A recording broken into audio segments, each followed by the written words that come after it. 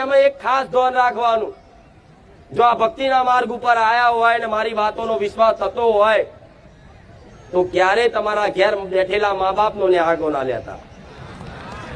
જે સૌથી મોટા ભગવાન કહેવાય છે ધરતી પરના તો મા બાપ. આવું નહીં, આખી દુનિયાએ કહી દીધું છે.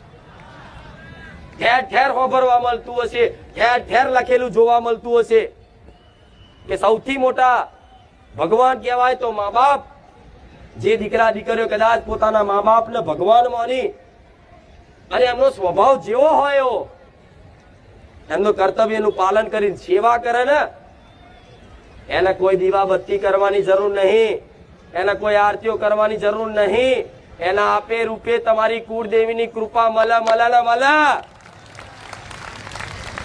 અને જેના મા બાપના આશીર્વાદ હશે ને એ જ જીવનમાં આગળ વધ્યો છે. જેના મા બાપના આશીર્વાદ હશે ને